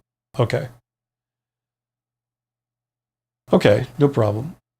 You can do that. Like that may work out. It depends how social you are, like, you know, how much of a rapport you have with people, and also, like, it depends on them being receptive to it and all this kind of thing, right? You have no control over that. So you can make the attempt, right? Usually when you do a lot of networking, or the type of networking that I recommend, you're reaching out to people that are like at least one level above you, right? Because people that are at your level, they can't really help you, you know? Like, they can't hire you if they're at your level. You would need to go at least one level up for someone to hire you, you know? Or if you're looking for other things like contract work, whatever, you still have to go like one level up, right? What I recommend and what I've done is you go right up to the top. You go right up to the CEO, and then it comes down, right? You know, I used to teach this in university, and I got my students to do it, and that's what they did. You know, I mean, I've said this a couple of times, but, you know, what happened to one student was right in front of the student, because they went and they did an informational interview. The CEO handed their resume to the director of HR and said, look into this person. Now, if ever anything has any power, that's what it is. The student was meeting the CEO, and they got a selfie with the CEO. And then at the end of the meeting, as I understand it, the CEO asked them, says, do you have a resume? And the student says, yes. And they had it on them. They broke my rule. I said, don't ever go down to an informational interview with a resume, because then it looks like you're fishing for a job, right? But she had one with her, and she gave it to the CEO. And the CEO turned around and gave it to the director of HR and said, look into this person, right? So that's pretty powerful. So the idea is, like, that's where you go. It's also good because people that are at the executive level, it's also part of their job to get unsolicited queries from the public and respond to them, right? That's not the job of people at the bottom. It's not the job of people in the middle. That's the job of people at the top, right? Because it's good for business to do that, right? So if you approach them professionally and you have a legitimate ask, like, I'd very much like to get your expert opinion on this industry, you know, whatever, right? You know, a lot of times they'll say yes, you know, because they don't know where it's going exactly, but it's appropriate, it's professional, you know, it makes sense, right? They'll look up your profile, and as long as they don't see like sales like all over there, or a picture of you drunk and partying with other people like in a dorm or something, you know, it looks professional. You know, anyway.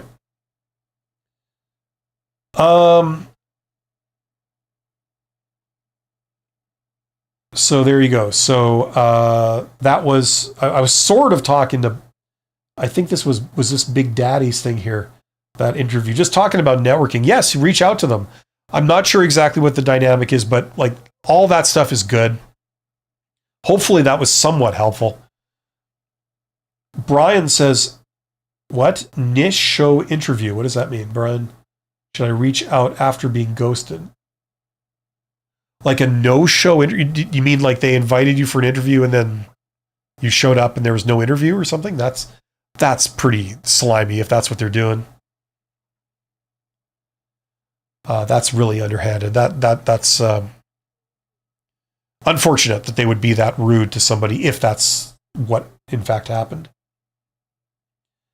Balram says, okay, sir, my break is over. You are a great speaker and advisor. I want to be like a great speaker and advisor. Well, hey, Balram, I know you're probably gone, but if you do read this later, and to everyone else, life is long. You got plenty of time to like learn how to do things, you know? Like, I'm a total introvert, always have been. I learned a lot of communication skills, a lot of networking skills. I was very fortunate. I did that relatively early on, like when I was around 30, you know, late 20s, early 30s. That's where I really learned all this stuff and started doing it. And that opened up a ton of doors and things for me, you know. Never stop learning, you know. You can, the more you, the better you get at this stuff, the further you'll go. maybe when you're really young, that's when you kind of, in your 20s, that's when you're like tacking on technical skills, right? But, after your technical skills, don't just stop, improve yourself. And soft skills and stuff is like a great way to start. Because when you combine the two of them, that's pretty fierce. You have a lot of value to offer when you have both of those. John Northrup says, hello, great channel, very helping and uplifting. Well, thank you, John. I appreciate that. I'm an aviation expert, been in the industry my entire adult life. I cannot get an interview or an offer. I think I'm being age discriminated. Well, you could be. I mean, just the fact that no one's giving an interview doesn't conclusively point to that. Here's what I'll say, like what I tell everybody, which is the truth, which is the vast majority of jobs, hopefully you are aware of this, they are not posted, right? So how do you get those jobs? Most of them, you don't go through recruiters, right? That's the thing. You're going through the managers, the hiring managers. They're the ones that originate jobs all the time anyway. It's that for the posted jobs, the hiring manager sort of, in a way, contracts a recruiter to assist them, right? And the recruiter does the grunt work. They find a bunch of candidates. They set up all the interviews. They do an initial screening of the interviews. Usually the hiring manager comes in at a late stage to kind of approve the final decision, certainly. Maybe they interview with the final 3 or something, But it's the hiring manager that drives the process. They're the one that is calling the shots. They're the one that recognizes the need to hire someone. And they have the best idea of what they want. You know what I mean? They're not an expert on labor laws and employment standards and things. That's another reason why they might get a recruiter to assist them. But they basically delegate a lot of the grunt work to a recruiter. So the thing is, all the jobs that are not posted, the vast majority, you're dealing directly with the hiring manager. That's the person that most people would want to deal with anyway. So the great thing is if you go after those, maybe you know this already, but if you go after those jobs, it's a much more positive process.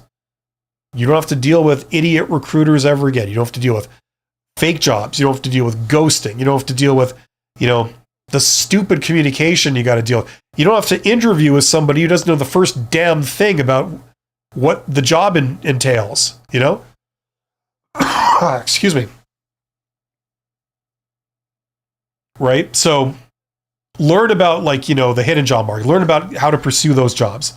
There's so much more out there than just the posted jobs that are being gate kept by a recruiter. You know what I'm saying? To give you an idea, if you haven't already seen it and you missed kind of the earlier part of the stream where I was doing all this business,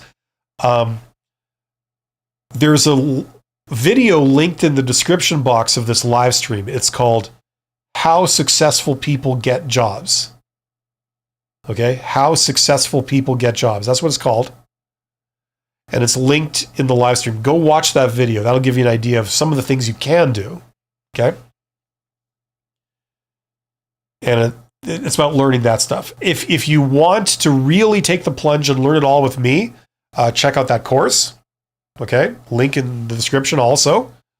That'll really help. This can also help some people too. That's more if you want to get promoted, or you want to climb the ladder, kind of thing. But check those out. Just going after the hidden job market is that'll open up so many opportunities for you. And it's something you can do. So there you go. Hopefully that's somewhat helpful. So I think I can't answer if whether you're being age discriminated or not. I wouldn't have thought so. Not in aviation. I mean, for what it's worth, I technically ran an airline for a year and a half. A very small airline with one 727, but it was kind of a joke. But so I put my toe in the water of that industry for 18 months. But I mean, we were dealing with a lot of older people, you know what I'm saying? So I don't think that age is really necessarily the factor. But I could be wrong. I don't know. I don't know about your specific situation.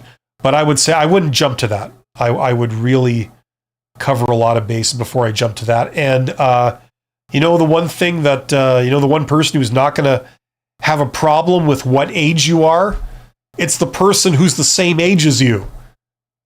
They're also hiring managers, So you can encounter them and seek out them. Guy Incognito says, do you think I should ask questions like, why should I not work here? Do you think I should not? Do you not think that? Or not that either? Or do you think it's okay? Whoa, you're really giving me some options there. Guy Incognito, don't ask hostile questions in the job interview, okay? At the end of an interview where they say, do you have any questions for us? Right? That's a standard job interview question. You're probably going to get that, in every interview. The odds are you're going to get that question in every interview. What most people do is they think, okay, here's my opportunity to ask things that I'm genuinely curious about, right? They take it at face value. The thing is that question is every bit as much a performance as were all the other questions they asked you in the job interview, right? You're saying strategic things that kind of signal that you're the one that they should pick because you're trying to demonstrate all these skills you have and draw their attention to the fact that you've got this or you think that, right? This question is no different. It's every bit of a performance. So what are they looking for in that question? What are they looking for in the job interview? They're looking for several things. They're looking for someone who's enthusiastic about the job, someone who can do the job, right? Doing the job will not be a challenge for you. You know what you're doing, right? Things like this, right? That's what they're looking for when they talk to you in a job interview. So at the end of the interview, when they say, do you have any questions for us? The things you say, you want them to signal to them that you're the person that can do the job. It's not a problem. You're the person that's enthusiastic about doing the job.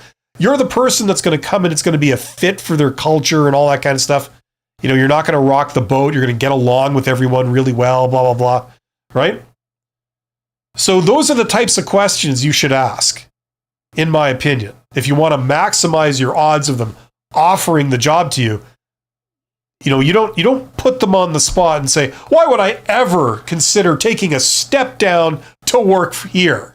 Like you wouldn't say stuff like that. Maybe that's what you're thinking, but you wouldn't say that because that's going to make the interviewer feel awkward.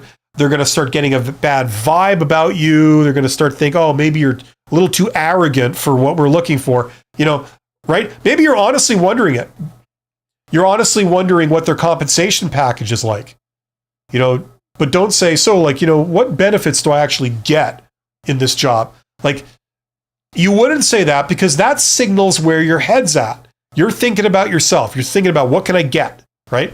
Now, imagine if instead you said something along the lines of, the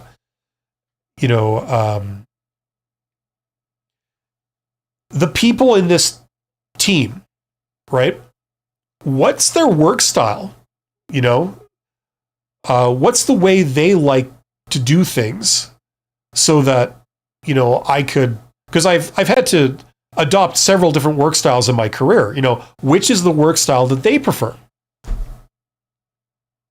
Now, what does that signal about you? That signals you're tuned in to getting along with people well and working well with people here if you started, And so they're thinking, okay, good question. That's you're asking the right questions. That makes you look better as a candidate, right?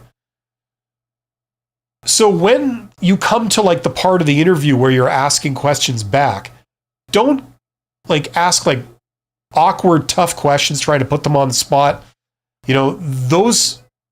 That works against you. They get a bad vibe. They don't like being put on the spot.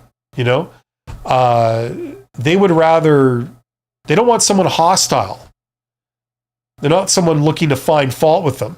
That's not the candidate they want. They want the candidate that's like, looking to be agreeable and they enjoy dealing with and stuff like that. Okay. So hopefully that makes sense. You do not want to ask those types of questions. Even if you're thinking them, it's a legitimate thing to be wondering.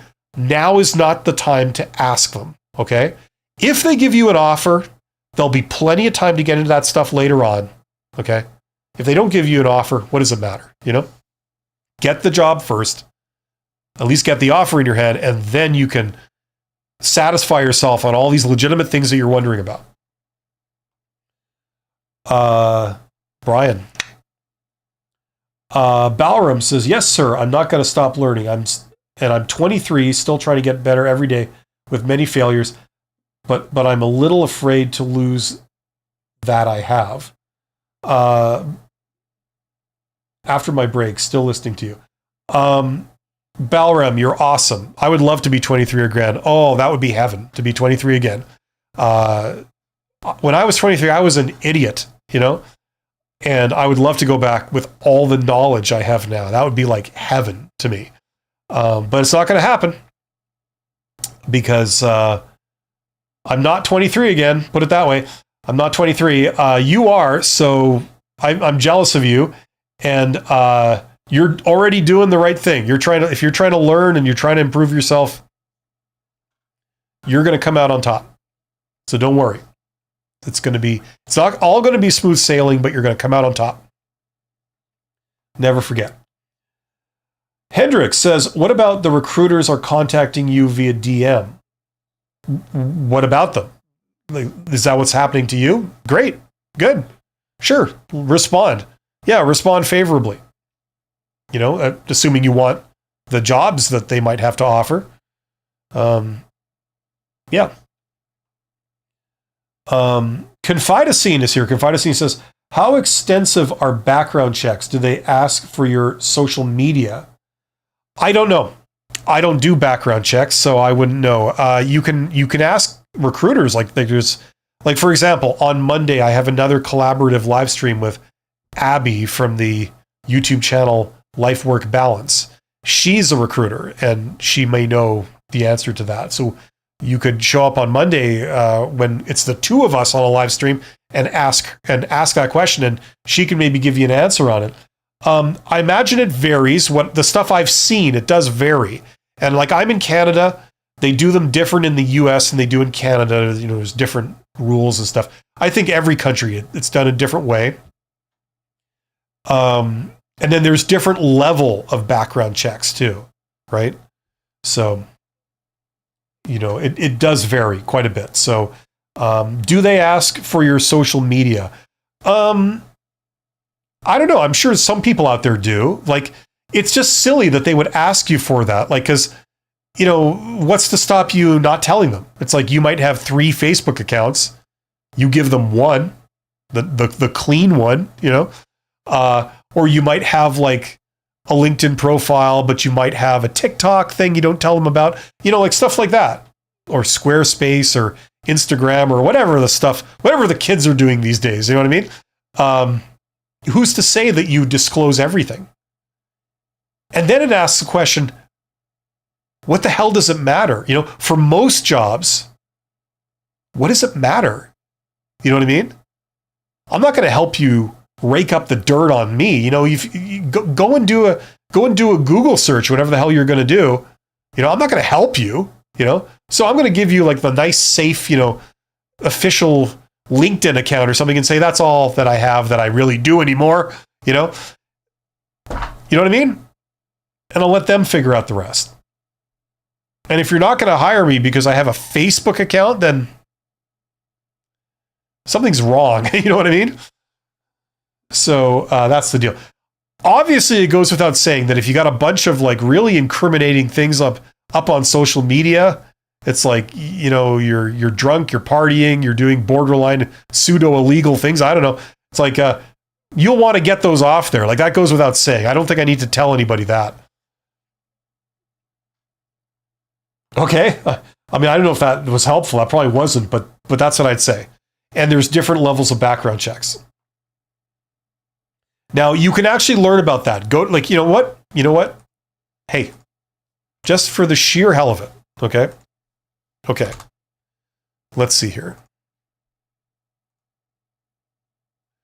Okay, so I live in the US, and I am wondering, how extensive are background checks, and do they ask for your social media? Let's do this together. Let's see what ChatGPT says. It's far from like a definitive authority, but it's certainly a starting point for these kind of things, right? Here, I will zoom in here. Okay, in the US, background checks can vary in scope, but they generally include criminal history, employment, education, credit check, drug testing. Ooh, yeah, you got some interesting stuff down there. Reference checks, driving record. Okay, I guess that's if you got to drive for your job, maybe if you're a truck driver or something. I don't know. As for social media, it depends on the employer. While they don't explicitly ask, many do research your online presence. Yeah, so that's like they'll do a basic Google search on you. That's kind of standard. That has been standard for about 15 years. And they'll look up basic stuff like this to see if they can find it. Not everybody does that. I don't recall anyone claiming to have done that on me. So I mean, I know that's neither here nor there, but so I mean, whatever. This is like the starting point for that kind of thing. But we could ask Abby that on Monday if you are back on Monday when I talk to her live. And everybody can ask questions to both of us.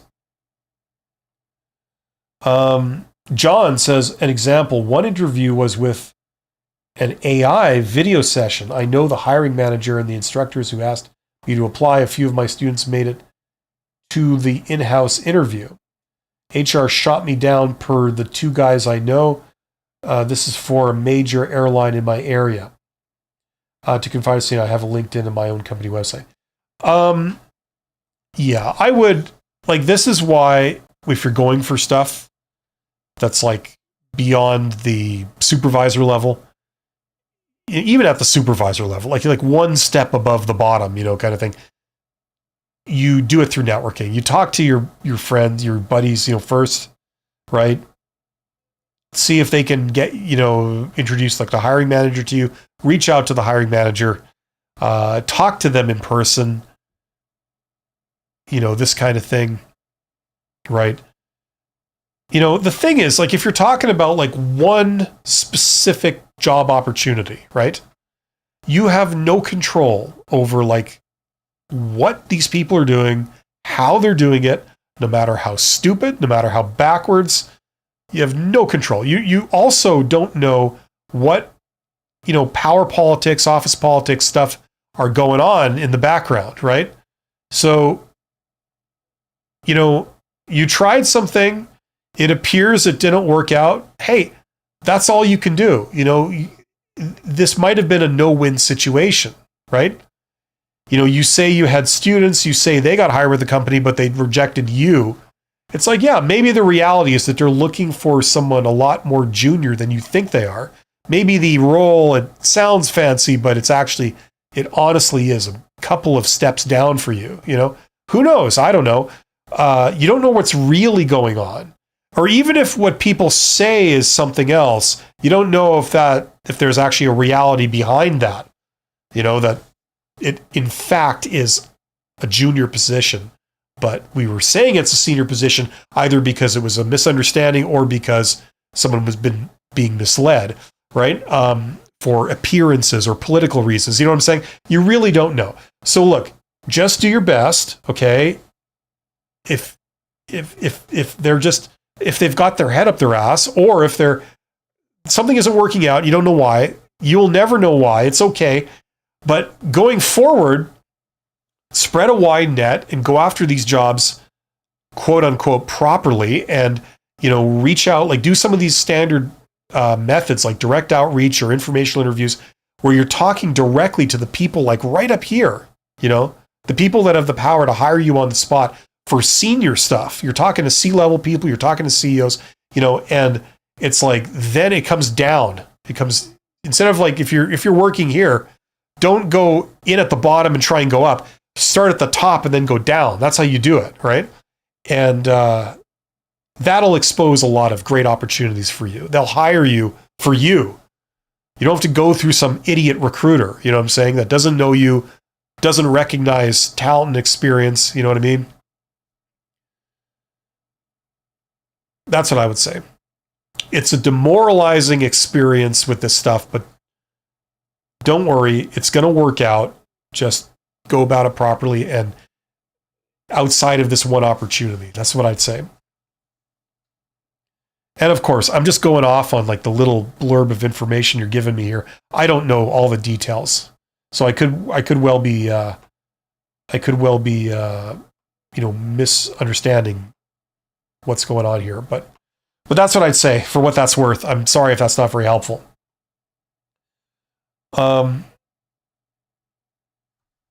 Okay, let's see here. Okay, so that's John Northrup. Guy Incognito says, I spent time overseas. I worry that puts them off because of uncheckable background and references. Yeah, that can be a bit of an issue sometimes.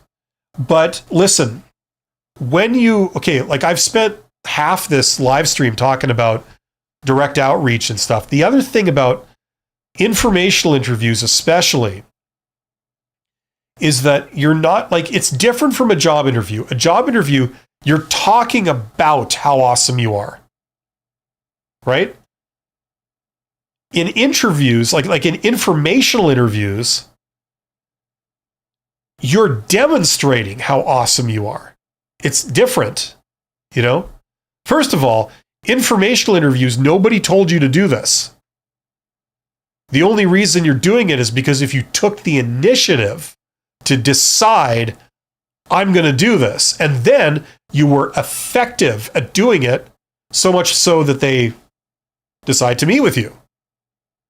So what does that show? That shows, first of all, you're enthusiastic about this specific employer, this organization. You care about this job, because you couldn't do this to every company that's like offering a job, right? You would have to want to work here to invest that kind of effort to do this, right? That's the first thing it's signaling. Then it's signaling that you're persuasive because you asked for something and they gave it to you. They don't know you, but they decided to give it to you. You requested a meeting. They don't know you. They decided to meet with you. So you're obviously pretty persuasive, right? Now, bundled into that is you're obviously professional. You're getting a sampling of the person's like professional communication skills, right? And their ability to persuade, all rolled into one, right? And that's before they've even met you.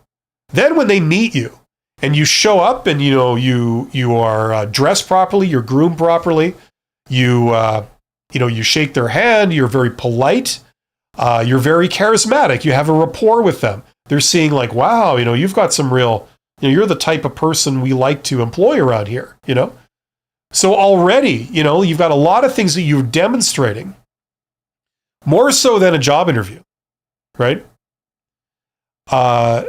And then you conduct the informational interview. You ask them all about them. It's like, I'm just wanting to learn. I'm wanting to understand how this stuff works. And you know it all. I'd love to learn from you. And so you start asking them. And like they see, oh, here's a person that's interested in me and what I think. And they're like listening to me. Like that's very flattering. I feel big leagues. I feel like a badass. How often do you get in your life, you that's watching this, how often does somebody come up to you and says, listen, I'd love to know what you know, please teach me. I mean, I think what you know is fantastic. I would love to be able to know a fraction of what you know, and I'm interested in what you think. And when you start telling me your opinions, I'm listening. It's a very flattering thing. And then so people get a very good vibe. They're like, I like this person. I don't know. I really don't know them, but like already I like them. So that's the stuff that makes people want to hire you. If you have a conversation about aerospace, about the aerospace industry, how you run whatever aspect of the aerospace industry that right? And like, not that you're talking all about yourself, but you're just asking intelligent questions in that area. They can tell, you know your stuff. And if they give an opinion or something and then you react to it and you say, yeah, I agree. I agree. It's for that and for this. And they go, yeah, it's like they can tell your stuff. And this is like a sort of glorified hiring manager. This is like the hiring manager's boss's boss, right? So, you know what I mean? Like, good things usually come when you've done that. You know what I mean? So that's why this is such a great thing. That's how these things work. That's why they work. Okay, so it trumps all this BS with recruiters and things like that. All that stuff you get at the lower level, right? At the end of the day, when the boss wants to hire you, the recruiters fall in line and hire you. It's just that simple. They're not going to raise any objections at that point.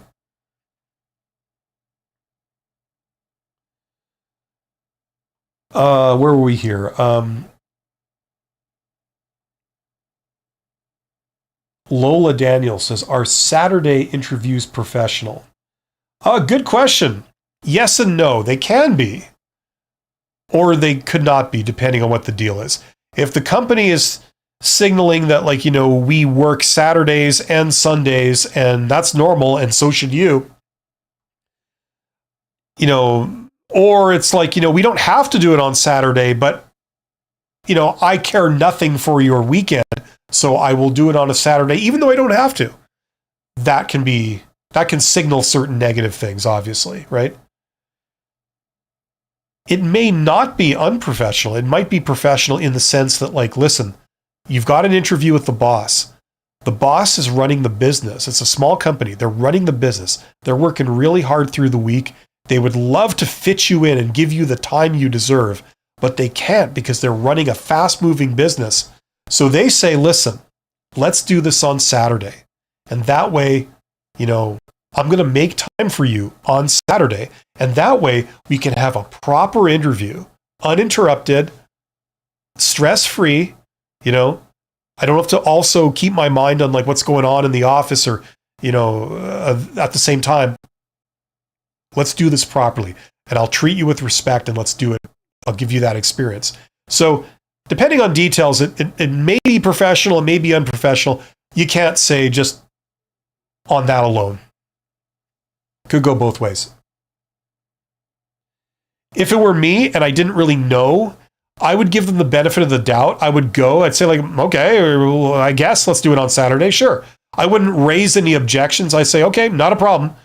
You want to give yourself the best possible chance of them liking you and offering you the job, or else what's the point, right? So the correct response is sure, yeah, not a problem for me. I'll be there, right? And then after you've been to the interview and you got a taste of how they treat you and what their company's about, then you can make your own decision on what you think about them. And if they do end up offering you something, it's up to you whether you accept it or not. I would accept it, but I would possibly demand a lot more money, just to see if they'll go, right? I wouldn't take it for just the minimum or even middle of the road. If they're really putting off some red flags, I would push for you pay me top dollar and then we'll maybe entertain it.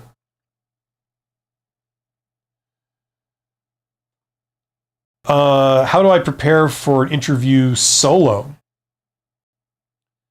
Well, a good way to start, this is the basics here, is you learn the common job interview questions, okay? And learn what's a good answer to each of those questions, right? Then memorize those, figure out what you're going to say, okay? And then memorize those answers, right? So with that, you can do all that by yourself. Now, once you've done that part, what I'd recommend is that you really think about working with someone else, like a family member or a friend, and just say look, let's do some pretend job interviews, mock interviews, where they pretend to be the interviewer and they're going to interview you. And it's just this like a rehearsal, right? Now, if it feels weird, if it feels you feel nervous doing this, that's good, because that simulates what it's going to be like when you go to an actual interview, right? You're a little on edge. You're a bit out of your comfort zone, right? You don't know what they're going to ask. That's good. That helps you prepare. Now, I guarantee you, if you do like 40 of those, you're going to be like a pro, okay? If you don't do this stuff, you're going to still learn how to do a proper job interview, but you're going to make rookie mistakes at your actual interviews, and it may blow a lot of interviews for you. It may, you may get rejected. What this process does, it allows you to make all your rookie mistakes at home, so you don't blow a job. Like you had this opportunity, you could have gotten it, but you made a silly mistake or something that you learn not to do later on, right? But it cost you a job to learn that lesson, right? Instead, you're learning these lessons at home where it doesn't really matter, and it's not costing you jobs to learn these things, right? So you get to the same place where you know how to do a good interview, but it just doesn't cost you nearly as many jobs if you do it. If you do rehearsal with somebody else, okay? But anyway, those are the two phases. Practice on your own, learn the answers, decide what you're going to say, and then phase 2, rehearse with someone else, and then you will knock it out of the park. You will be awesome.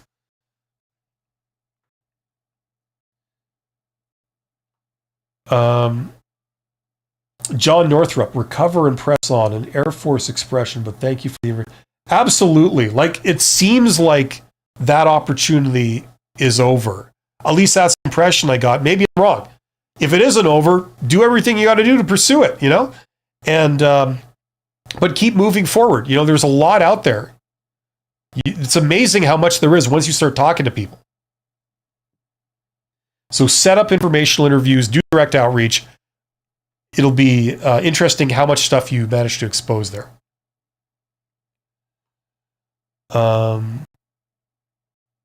You're welcome, Lola.